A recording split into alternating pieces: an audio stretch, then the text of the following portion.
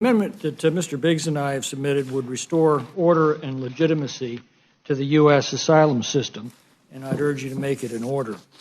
When Donald Trump left office, we'd restored operational control of our border.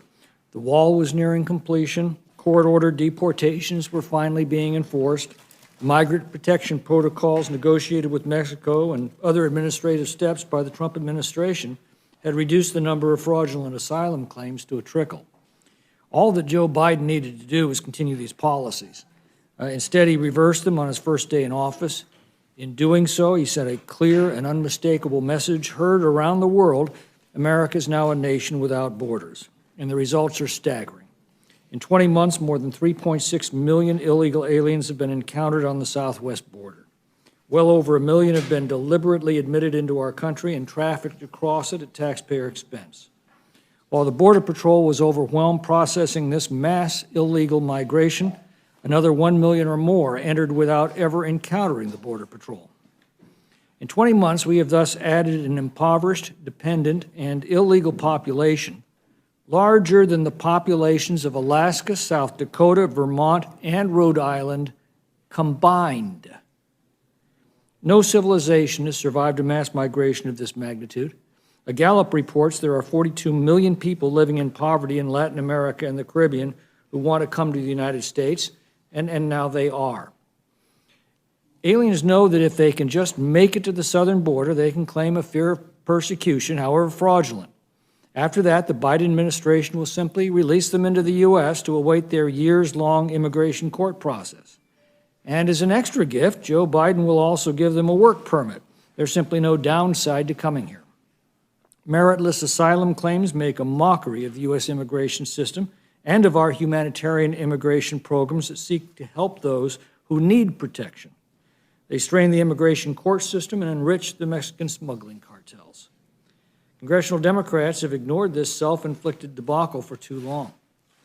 The immigration court caseload is now an unprecedented 1.9 million cases, nearly half of which are asylum claims.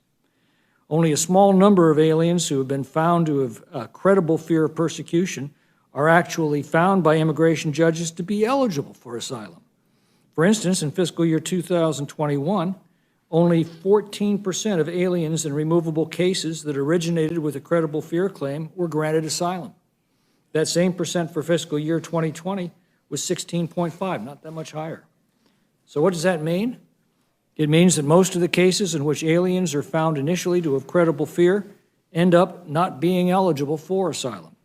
The meritless cases take up scarce resources and time in immigration courts and add to the long waiting times for legitimate asylum claims. One answer is to preclude aliens who can seek asylum in other countries from being able to seek asylum in the U.S. absent certain exceptions. The amendment Mr. Biggs and I have proposed does exactly that. Simply says that an alien is not eligible for asylum in the U.S. if the alien has passed through a safe third country in which he or she could apply for asylum. There are certain exceptions. For instance, if the alien did apply for and was denied asylum in that safe third country, then the alien can apply for asylum here. If the alien is being trafficked, he or she can apply for asylum here. And if the alien only transited through countries that were not parties to certain international protocols that came out of the 1957 Refugee Convention or the Convention Against Torture, they can also apply for asylum here.